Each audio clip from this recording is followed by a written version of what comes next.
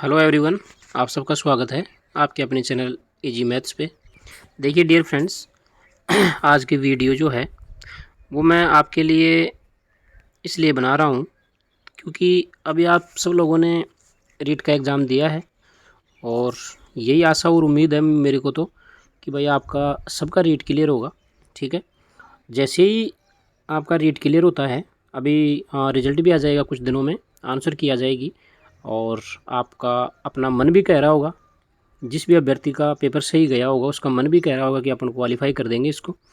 अगर आपको लगता है कि आपने रीट की एग्ज़ाम क्वालिफाई कर ली है या फिर आप कुछ दिनों में ये डिसीजन भी ले लेंगे, आप अपने आप ही हो जाएगा जब रिजल्ट आ जाएगा तो मेरे कहने का मतलब ये है फ्रेंड्स, आज की वीडियो के अंदर अपन थर्ड ग्रेड जो मेंस एग्ज़ाम लगेगी आपकी अब, और आप बहुत सारे यूट्यूब पे बहुत सारे वीडियो आ रहे हैं कि थर्ड ग्रेड की एग्ज़ाम कब लगेगी, फिक्स तारीख क्या है, कोई किसी को नहीं पता है फ्रेंड्स। आप ये फालतू की चीज़ों पे बिल्कुल भी ध्यान मत दीजिए। अगर आपने रीट की एग्ज़ाम दी है और आपका टीचर बनने का सपना है तो आप एग्ज़ाम अब आप दे चुके और एक दो दिन और आप रेस्ट कर लीजिए। तब तक आप मेंस के सिलेबस को एक बार बहुत अच्छे से 1 से 2 बार उसको देखिए, पढ़िए ध्यान से और उसके लिए आप मैटर तैयार कीजिए, है ना। जो भी आपको मटेरियल पढ़ना है, जिस भी टीचर का आपको मैटर अच्छा लगता है, जिसका समझ में आता है, आपको कौन सी आपको बुक्स पढ़नी है, कितना आपको टाइम देना है ना, एक दिन में कितने घंटे आपको पढ़ाई करनी है। हालांकि ये चीज़ें तथ्यहीन युक्त बातें हैं। ये मैटर नहीं करता है कि कोई आदमी कितने घंटे पढ़ रहा है कितने घंटे नहीं पढ़ रहा। सिलेक्शन लेने के मतलब होने के और नहीं होने के और भी बहुत सारे रीज़न हैं। ये कोई टाइम इसका कोई ख़ास रीज़न नहीं है। कोई अभ्यर्थी दिन में ओनली 6 घंटे पढ़ के भी एग्ज़ाम क्वालिफाई करता है, कोई 12 घंटे की भी पढ़कर भी नहीं कर पाता है कोई अभ्यर्थी। तो ये सब की अपने अपने IQ और अपने क्षमता पे डिपेंड करता है। ठीक है, मैंने किस तरह से इसकी तैयारी करी थी और मैंने बहुत अच्छे मार्क्स भी आए थे मेरे थर्ड ग्रेड मेंस में। और चूँकि मैं खुद साइंस मैथ से हूँ और इस चैनल पे अपन रिगार्डिंग साइंस मैथ के रिलेटेड ही चीज़ें मैं डालूँगा, आप इस बात का भी थोड़ा विशेष ध्यान रखें। हालांकि अपने राजस्थान जीके का और भी मतलब और भी आपके आगे पार्ट्स हैं इसके अंदर, साइकोलॉजी है ना, और भी बहुत सारे छोटे छोटे टॉपिक जोड़ रखे हैं इसमें, बहुत सारा अथाह सिलेबस बना रखा है थर्ड ग्रेड का। तो इसी के बारे में मैं आज बात करूँगा, किस तरीके से आपको स्मार्ट तरीके से तैयारी करनी है। राजस्थान जीके चूँकि अपने मैथ वालों का, राजस्थान जीके साइंस वालों का थोड़ा वीक रहता है क्योंकि अपन इस सब्जेक्ट के टच में नहीं रहते, फिर भी राजस्थान जीके तो मैं मेरे चैनल पे इस तरह से आपको क्लियर करवा दूंगा। आपको मैं ये दावा है मेरा कि आपको कोई और सोर्स देखने की ज़रूरत नहीं पड़ेगी राजस्थान जीके के अंदर, क्योंकि मैंने 40 क्वेश्चन में मेरे खुद के 36 क्वेश्चन राजस्थान जीके के ठीक हुए थे। ठीक है ना, और हालांकि मैं खुद मैथ से था फिर भी मैंने राजस्थान जीके पे बहुत अच्छा काम किया था उस टाइम पे और बहुत अच्छे से नोट्स बनाए थे। किस प्रकार से मैंने क्या तैयारी की थी, मेरी क्या स्ट्रेटजी थी, मैं आपके साथ शेयर करूँगा। और हम इस वीडियो के अंदर बात करेंगे सिलेबस के बारे में बात करेंगे, जो कि राजस्थान का कॉमन सिलेबस है।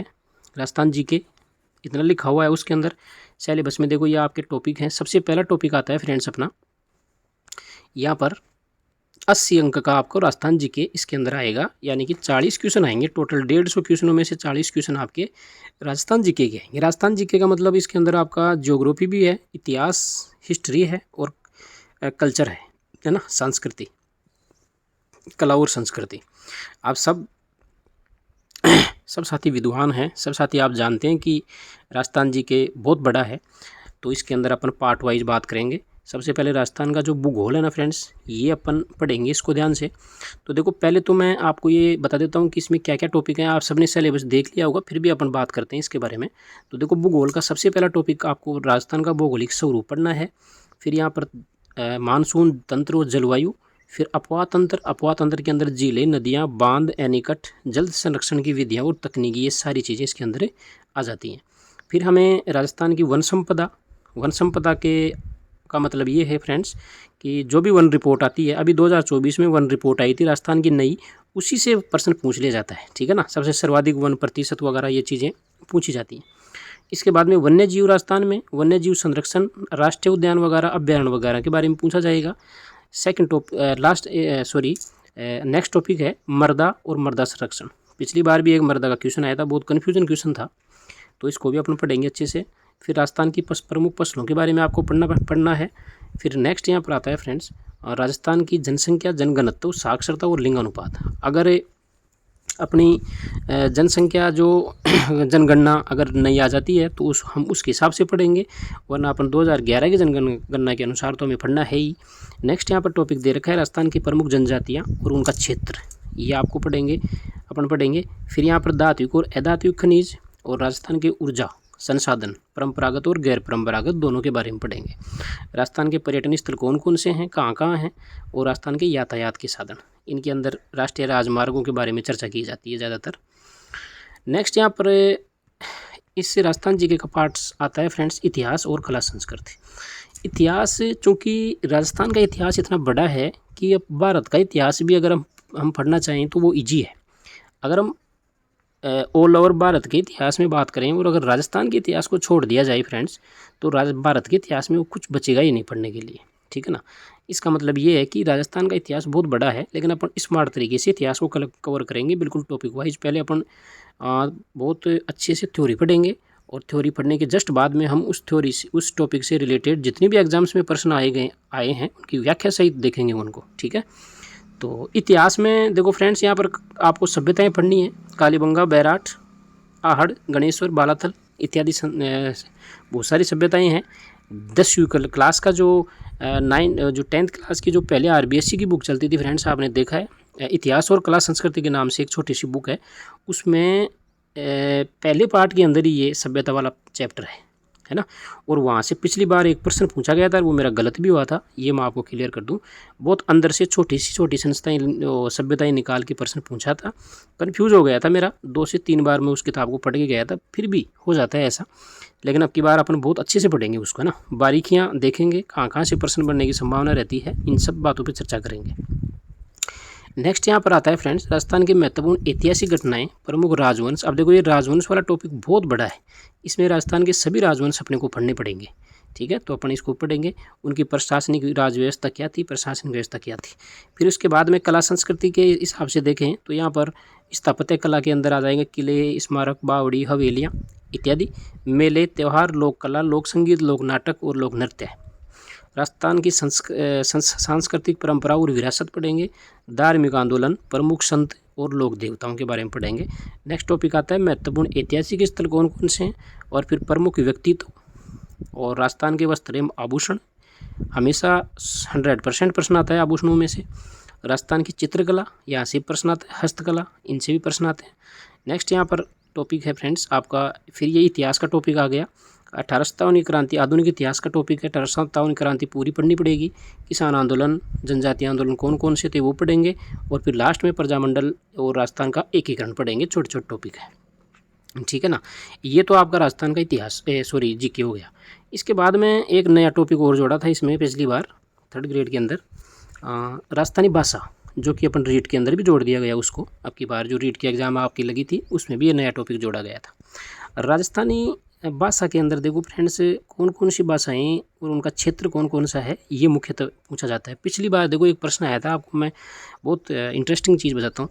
पिछली बार एक प्रश्न आया था, मारवाड़ी भाषा में लिखा हुआ था कि मारवाड़ी भाषा कठहरी नी है, ठीक है। अब कठहरी नी है, नी का मतलब नहीं, तो मैंने इस छोटे से शब्द नी को नहीं पढ़ा, और मैंने सिर्फ स्टार्टिंग में देखा मारवाड़ी लिखा हुआ था। मारवाड़ी देखते ही मैंने जोधपुर टिक करके और मैं आ गया। घर आके जैसे मैंने प्रश्न को पढ़ा कि इसमें पूछा गया था कि मारवाड़ी भाषा कौन से ज़िले में नहीं बोली जाती, और उसका आंसर वहाँ पे था, दूसरा ऑप्शन ही था भरतपुर, ठीक है ना। भरतपुर में मेवाती भाषा बोली जाती है, और आंसर तो भरतपुर लगाना चाहिए था, लेकिन मैं क्या है और कॉन्फिडेंस की वजह से, क्योंकि तैयारी बहुत अच्छी थी और इसलिए पूरे प्रश्न को पढ़ा नहीं, जल्दीबाजी में बस मारवाड़ी पढ़ के और जोधपुर टिक करके आ गया, तो वो मेरा प्रश्न गलत हुआ था। बिल्कुल ईजी प्रश्न आएगा, आप बिल्कुल घबराए नहीं, कोई भारी भरकम प्रश्न यहाँ से नहीं पूछा जाता इस टॉपिक से। प्रमुख राजस्थानी कृतियाँ, साहित्यकार कौन कौन से हैं, संत साहित्य और लोक साहित्य के बारे में पढ़ेंगे। नेक्स्ट यहाँ पे फ्रेंड्स 40 क्वेश्चन का आपका मैटर समाप्त हो चुका है। अब आपके 25 क्वेश्चन जो आते हैं, जो आपके अगले 25 प्रश्न आएंगे 150 में से, वो आएंगे राजस्थान का वो सामान्य ज्ञान, शैक्षिक परिदृश्य, निःशुल्क एवं अनिवार्य बाल शिक्षा का अधिकार अधिनियम 2009 मतलब RT 2009 जो कि आप रीट में भी आप पढ़ चुके हैं। रीट में आप शैक्षिक परिदृश्य भी पढ़ चुके हैं, आरटी भी पढ़ चुके हैं, और सामान्य ज्ञान के बारे में हम और विशेष बात करेंगे इसके अंदर। इसमें क्या क्या चीज़ें पढ़नी है आपको वो देखिए। राजस्थान के सामान्य ज्ञान के अंदर क्या क्या पढ़ेंगे वो देखो। प्रतीक चिन्ह, सरकारी और फ्लैगशिप योजनाएं, अपने अभी रीट के अंदर भी बाल कल्याणकारी योजनाएं पढ़ी थी आपने, वही है ये, कुछ और इसमें ऐड करके और अपन पढ़ेंगे। प्रमुख अनुसंधान के अंदर कौन कौन से हैं? प्रमुख धार्मिक स्थल, प्रमुख खिलाड़ी, प्रसिद्ध नगर और स्थल, प्रमुख उद्योग, और राजस्थान की राजनीति और प्रशासनिक व्यवस्था। बहुत बड़ा टॉपिक है ये अपने आप में। और नेक्स्ट है यहाँ पर राजस्थान में जल कल्याणकारी योजनाएं। बहुत सारा सिलेबस है फ्रेंड्स, इनको हम सबको टॉपिक वाइज बारी बारी से पढ़ेंगे, शॉर्ट नोट्स के माध्यम से, और भी बहुत सारे तरीके अपने पास हैं पढ़ने के, जिससे कि आप ज़्यादा से ज़्यादा अपन अंक बना सकें एग्जाम में। नेक्स्ट यहाँ पर है शैक्षिक परिदृश्य के अंदर फ्रेंड्स क्या क्या टॉपिक आएंगे, वही 25 क्वेश्चनों की अभी कहानी चल रही है ये। शिक्षण अधिगम के नवाचार, यानी कि शिक्षण अधिगम में कौन कौन से नए नवाचार ला सकते हैं। राज्य में केंद्र एवं राज्य सरकार की विद्यार्थी कल्याणकारी योजनाएं अभी आप पढ़ चुके हैं। पुरस्कार, विद्यालय प्रबंधन एवं प्रबंधन समितियां, एसएमसी और एसटीएमसी के बारे में पढ़ेंगे। राष्ट्रीय शिक्षा नीति एनईपी 2020 के बारे में पढ़ेंगे। ये वाला मैटर आप रीट में भी पढ़ चुके हैं लगभग, ठीक है ना। तो यहाँ से आपका हल्का फुल्का तो क्लियर होगा ही। आरटी के अंदर आपको पता है यहाँ पर क्या पढ़ना है, आरटी पूरा ही पढ़ेंगे अपन। इसके प्रावधान और क्रियान्विति पढ़ेंगे, और ये राजस्थान में 2011 में लागू हुआ था, तो राजस्थान के संदर्भ में ज़्यादा पढ़ेंगे इसको, ठीक है। राजस्थान के मान्यता प्राप्त निजी विद्यालयों में निःशुल्क प्रवेश, जो कि 25% सीटों का जो आरक्षण है उसके बारे में बता रखा है, वो पढ़ेंगे। करंट जीके भी आएगा, करंट जीके भी इसी 25 क्वेश्चन में शामिल है। करंट जीके के प्रश्न आते हैं यहाँ से लगभग 3-4 प्रश्न आते हैं, 2% या 3% के लगभग आते हैं। पिछली बार 2 या 3 प्रश्न आए थे। राजस्थान का करंट जीके पढ़ेंगे, ठीक है, पिछले 1 साल का पढ़ लेंगे अपन, इसमें कोई दिक्कत नहीं है। फिर अपन विद्यालय विषय, यहाँ पर आपके फ्रेंड्स जो प्रश्न हो गए ना, राजस्थान जीके और राजस्थान का सामान्य ज्ञान, ये कुल मिलाकर 65 प्रश्न हो गए 150 में से, ठीक है। 150 में से 65 प्रश्न हो चुके हैं फ्रेंड्स। अब अपने जो प्रश्न बचे वो बचे 85 प्रश्नों में फ्रेंड्स 60 प्रश्न तो आपके आएंगे सब्जेक्ट के, ठीक है। अगर आप साइंस मैथ से हैं या साइंस से हैं तो 30 क्वेश्चन साइंस के, 30 मैथ के। 5 क्वेश्चन आएंगे आपके कंप्यूटर के, और 10 क्वेश्चन आएंगे आपके शिक्षण विधियाँ, सॉरी आपके बात करते हैं साइकोलॉजी, ठीक है ना। 10 क्वेश्चन साइकोलॉजी के आएंगे। इस प्रकार से ये आपका फॉर्मेट रहेगा। नेक्स्ट यहाँ पर अपन बढ़ते हैं आगे।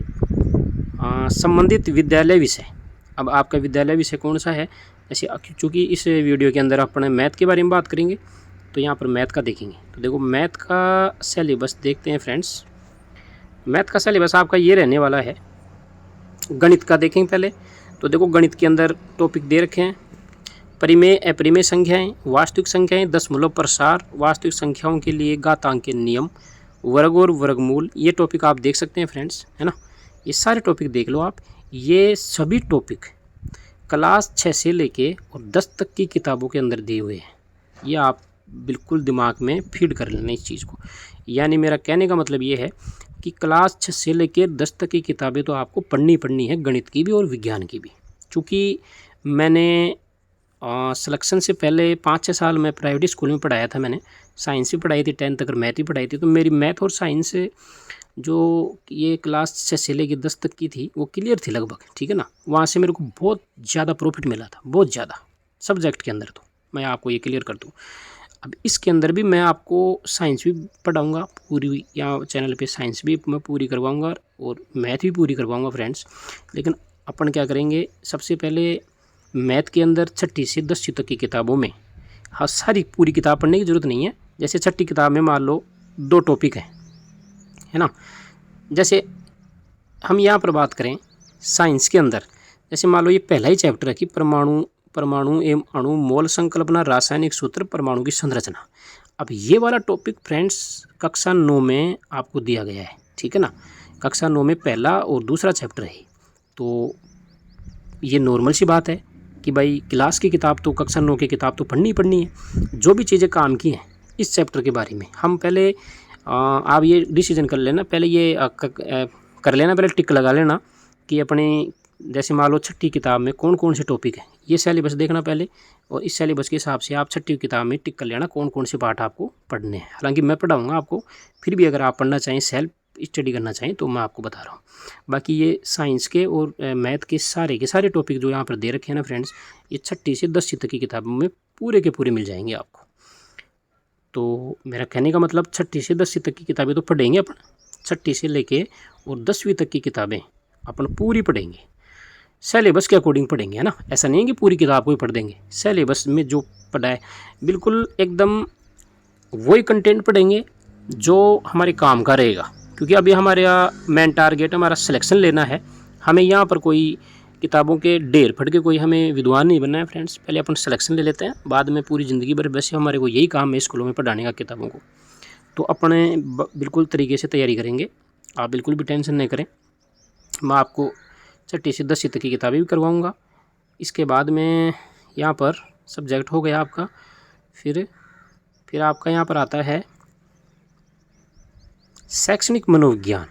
अब देखो क्वेश्चन तो 10 ही आएंगे मनोविज्ञान के, लेकिन देखो इसमें टॉपिक कितने दे रखे हैं। आशा करता हूँ कि रीट में आपने साइकोलॉजी बहुत अच्छे से पढ़ी होगी। मैं ये दावे के साथ कह सकता हूँ अगर आप थोड़ा सा और प्रयास कर लेते हैं साइकोलॉजी में तो 10 में से 8 क्वेश्चन आपके पूरे सही हो जाएंगे। मेरे पूरे 10 में से 10 सही हुए हैं फ्रेंड्स, तो आपके भी बिल्कुल होंगे, कोई इसमें दो राय नहीं है। ये सारे टॉपिक हैं, आप पहले से इनको अच्छी तरह भलीभांति परिचित हैं इनसे। फिर जो नेक्स्ट लास्ट पार्ट आता है वो आता है सूचना तकनीकी। 5 नंबर के प्रश्न आते हैं यहाँ से। मैंने 5 के 5 प्रश्न छोड़ के आया था मैं, क्योंकि हमें आपको भी फ्रेंड्स इसी थोड़ा मेरे को थोड़ा फॉलो करो आप, है ना। फॉलो क्यों? क्योंकि अपने देखो कंप्यूटर कितना बड़ा है चैप्टर, कंप्यूटर नाम चैप्टर बहुत बड़ा है, मतलब सूचना तकनीकी एक प्रकार से अपने आप में बहुत बड़ा चैप्टर है। और यहाँ से प्रश्न आएंगे 5। अगर हम यही टाइम किसी अच्छे सब्जेक्ट को दें या अपने खुद के सब्जेक्ट को कवर तैयार करें तो वहाँ से नंबर लाना ज़्यादा आसान है बजाय इसके। तो मैंने कंप्यूटर के बिल्कुल हाथ भी नहीं लगाया था उस टाइम में, और कंप्यूटर के 5 के 5 प्रश्न मैं छोड़ के आया था, एक भी प्रश्न के हाथ नहीं लगाया था। क्योंकि हमें वही चीज़ पढ़नी है जिसके अंदर अपन अच्छा स्कोर कर पाएँ। तो आपको सिलेबस सिर्फ बताया है मैंने, अब हम पढ़ेंगे कैसे वो मैं आपको बताता हूँ। देखो फ्रेंड्स, अब मैं कल से वीडियो देना आपको स्टार्ट करूँगा। हम सबसे पहले कक्षा 10 की जो राजस्थान जीके की किताब है कला संस्कृति और इतिहास की, उसको अपन चैप्टर वाइज पढ़ेंगे थ्योरी के रूप में, ठीक है। आपको PDF भी उपलब्ध करवा दूंगा और आप वीडियो को भी अच्छे से ध्यान से देखें। और फिर अगर वीडियो आपको अच्छा लगे तो वीडियो को लाइक शेयर तो मत करना, सब्सक्राइबर चैनल को ज़रूर करना फ्रेंड्स। मोनेटाइज मेरे चैनल को करवाना है, यानी कि चैनल पे 1000 सब्सक्राइबर आपको करवाने की जिम्मेदारी आपकी है। इसमें मेरा कुछ भी नहीं है, मैं आपको सिर्फ कंटेंट दूंगा। और मैं ये चाहता हूँ कि आपका सब अभ्यर्थियों का जो तन मन से मेहनत कर रहा है उनका सिलेक्शन हो जाना चाहिए, बस मेरी आशा यही है, उम्मीद मेरी यही है। तो चैनल पे 1000 सब्सक्राइबर आपको बढ़वाने हैं, आपको करवाने हैं। वीडियो को शेयर करना है दबा के, वीडियो अच्छा लगेगा ये मैं आपसे वादा करता हूँ। और अपन स्टार्टिंग में स्टार्ट करेंगे राजस्थान जीके से कक्षा 10 की बुक से, चैप्टर वाइज आपको मैं थ्योरी पढ़ाऊँगा। और फिर जैसे बुक अपने 10th की पूरी हो जाएगी हम जीके के अंदर उसी कड़ी में 9th की किताब पूरी करेंगे, है ना। 9th में भी बहुत अच्छी किताब है, बहुत ज़बरदस्त किताब है 9th की भी। RBSC की पिछले कुछ सालों पहले चलती थी वो किताबें, बारीक छोटी छोटी किताबें फ्रेंड्स। तो वो मैं आपको बहुत जल्दी करवाने का प्रयास करूँगा। छोटे छोटे वीडियो आएंगे, ज़्यादा बहुत लंबे वीडियो भी नहीं आएंगे जिनसे आप बोरिंग भी नहीं होगे। तो फिर समानांतर में ही अपन विज्ञान भी पढ़ेंगे। विज्ञान में मैं आपको 6ठी से 10वीं तक की किताबें न पढ़ा के, और देखो एक बुक आती है मार्केट में, मैं आपको देख के बता दूंगा, मेरे पास है वो, उसमें 6ठी से 10वीं तक का विज्ञान का पूरा सारांश है। बहुत बढ़िया ज़बरदस्त किताब है। पहले थ्योरी है, अपने 3rd ग्रेड के सिलेबस के अकॉर्डिंग बनाई हुई किताब है। पहले थ्योरी है और फिर उसके ऑब्जेक्टिव क्वेश्चन है, ठीक है ना। तो वो किताब मैं आपको साइंस के अंदर पहले कंप्लीट करवाऊंगा, उसके बाद में हम और सोचेंगे आगे हमें क्या पढ़ना है, कितनी कमी रहेगी उस हिसाब से। मैथ के अंदर फ्रेंड्स मैं आपको 6ठी से 10वीं तक की जो भी टॉपिक हैं, पहले हम 6ठी क्लास को कंप्लीट करेंगे। मैं आपको बताऊंगा कि 6ठी क्लास में ये टॉपिक है ये आपके सिलेबस में, हम उसी चैप्टर को पूरा पढ़ेंगे। हालांकि मैं मानता हूँ आपको कि 6ठी 7वीं 8वीं की किताबें आपको बहुत बेहतर तरीके से आती भी हैं, लेकिन कई बार फ्रेंड्स क्या होता है 6ठी क्लास से ही प्रश्न पूछ लिया जाता है और वही अपना गलत भी हो जाता है। तो किसी भी चीज़ को आप ऐसे हल्के में मत लेना, ठीक है ना। साइंस वाले की जहाँ तक बात है, साइंस वालों का यही माइंडसेट रहता है कि यार गणित को कैसे समझेंगे, कैसे करेंगे। इस माइंडसेट के साथ अगर आपने तैयारी की तो दिक्कत हो जाएगी फ्रेंड्स। साइंस वालों को भी मैथ बहुत अच्छे से आती है, ऐसा कुछ भी नहीं है। थर्ड ग्रेड में लेवल आपको पता है 10 तक का लेवल ही आता है इसमें, तो आप भी अच्छे से क्लियर कर पाएंगे मैथ के क्वेश्चनों को। आपके लिए भी बहुत कारगर साबित होगी मेरे वीडियो। आप भी जुड़े रहें। मैथ वालों को, साइंस वालों को तो जुड़ना ही है। एसएसटी वाले भी राजस्थान जी के अदर पार्ट्स के लिए मेरे से जुड़ें, और जो लेवल 1 के विद्यार्थी हैं उनके लिए भी मैथ, साइंस और राजस्थान जी के सारा ही उनके लिए भी उपयोगी है, ठीक है ना। सभी अभ्यर्थी जुड़ें और सपोर्ट करें, है ना। और तो आज के वीडियो में बस इतना ही है। आज की वीडियो में आपको यही बताना चाहता था कि आपको एक बार सिलेबस में बता दूं अच्छे से, किस सिलेबस को, किस पार्ट को हम किस सोर्स से पढ़ेंगे, कैसे पढ़ेंगे, ये भी मैंने आपको बता दिया। अब मैं आप कल से कंटिन्यू वीडियो आपके लिए चालू करता हूँ। आप हर वीडियो को देखें, वीडियो को पूरा देखें, जल्दीबाजी नहीं करें। रही बात एग्ज़ाम की, एग्ज़ाम को दिमाग में लाना ही नहीं है ना, कि मेंस एग्ज़ाम कब है, इसी साल में लग जाएगी क्या, 6 महीने बाद है, कोई बोलता है 4 महीने बाद है। फ्रेंड्स ये बात किसी को नहीं पता है, ठीक है ना। इसके बारे में आप कोई भी वीडियो देखें नहीं, गुमराह करते हैं लोग सब। मैंने जब मैं तैयारी करता था ना 3rd ग्रेड की मेंस की, उस टाइम में मैं 2nd ग्रेड की भी करता था, लेकिन मैंने 2nd ग्रेड को बीच में छोड़ दिया था, ठीक है ना। तो उस टाइम में मैं यूट्यूब पे बहुत सारे वीडियो देखता था। आज मैं ये सोचता हूँ कि अगर मैं उस टाइम पे इतने वीडियो न देकर 2-4 वीडियो कोई अच्छे टीचर जो पढ़ा रहे थे उस टाइम पे, उनको ही अगर मैं फॉलो करता तो मेरे कम से कम 10 से 15 नंबर ज़्यादा आते। क्योंकि हम बहुत सारे वीडियो देखते हैं, हम बस ये वीडियो देखते रहते हैं, थ्योरी पढ़ते नहीं, किताबें पढ़ते नहीं। तो मैं आपको ये सजेशन कभी नहीं दूंगा कि आप ओनली ऑनलाइन ही पढ़ाई करें, ठीक है ना। और दूसरी चीज़, ऐप बेचने वाले, ऐप पर कोर्स बेचने वाले बहुत ज़्यादा मात्रा में हो चुके हैं अब की बार, है ना। पिछली बार तो कम थे, अब की बार बहुत ज़्यादा मात्रा में कंपटीशन बढ़ चुका है, आपको पता है। तो इस वजह से लोग कमाई कर रहे हैं बहुत दबा के। तो आप ऐपों पे विश्वास मत कीजिए ना, ऐप से आपको कोई भी कोर्स नहीं लेना है यार, ठीक है ना। ये एग्ज़ाम इतनी भारी भरकम एग्ज़ाम नहीं है फ्रेंड्स कि आप ऑनलाइन कोर्स लें। ऑनलाइन कोर्स लेने से कुछ भी फ़ायदा नहीं है। यूट्यूब पे अथाह मैटर पड़ा हुआ है। ऐप में जो मैटर आता है ना फ्रेंड्स, उससे भी बेहतर मैटर आता है यूट्यूब पे। और मेरे जैसे लोग मेहनत कर रहे हैं, पढ़ा भी रहे हैं, उनको आप तवज्जो दीजिए और आप आराम से फ्री में ये एग्ज़ाम क्लियर कर सकते हैं। अपना खुद का एफर्ट चाहिए, आपकी खुद की मेहनत सिलेक्शन करवाएगी। कोई भी ऐप पे आपको कोई कोर्स लेने की आवश्यकता नहीं है। देखो, मैं ये आपको विश्वास दिलाता हूँ, ये आप मेरे ऊपर विश्वास करें कि मैथ साइंस वालों को मैं मेरे चैनल पे भी अगर आप लगे रहे, है ना, मैं आपके साथ रहूँगा जब तक आपकी एग्ज़ाम नहीं लग जाएगी, जब तक मैं आपके साथ हूँ, ठीक है ना। मेरे चैनल पे अगर आप शुरू से लास्ट तक टिके रहे तो आपको और कोई सोर्स हाथ लगाने की ज़रूरत नहीं है, और आपका सिलेक्शन होगा, ये मैं लिख के दे सकता हूँ, ठीक है। तो वीडियो देखने के लिए बहुत बहुत धन्यवाद आपका। चैनल को आप सब्सक्राइब ज़रूर करके जाना, और कल से आप तैयार हो जाना। रेगुलर वीडियो आएगा। और हमें जो राजस्थान का करंट अफेयर है फ्रेंड्स, इसको अपन उस टाइम पे पढ़ेंगे जिस टाइम पे आप करंट अफेयर में ज़्यादा ध्यान देने की ज़रूरत नहीं है। 2 क्वेश्चनों के लिए आप अब से चालू नहीं करें। एग्ज़ाम के ठीक 1 महीने या 1.5 महीने पहले आप कोई भी करंट अफेयर की एक बुक ले लें, क्रोनोलॉजी या कोई भी सूजस वगैरह कोई भी आप ले सकते हैं, और उसका 1 साल का मोटा मोटा आप देख सकते हैं, है ना। बाकी वीकली अगर मेरे से हो पाएगा, क्योंकि मैं खुद ही स्कूल में जाता हूँ तो यार टाइम थोड़ा कम ही मिल पाता है मेरे को भी, लेकिन मैं कोशिश करूँगा कि वीकली या मंथली आपको करंट अफेयर मैं दूंगा, ठीक है ना। अपन इसी जनवरी से स्टार्ट कर देंगे, तो सभी चीज़ें मैं आपको देने का प्रयास करूँगा जितना मेरे से हो पाएगा। तो वीडियो को देखने के लिए आपका धन्यवाद। Thank you.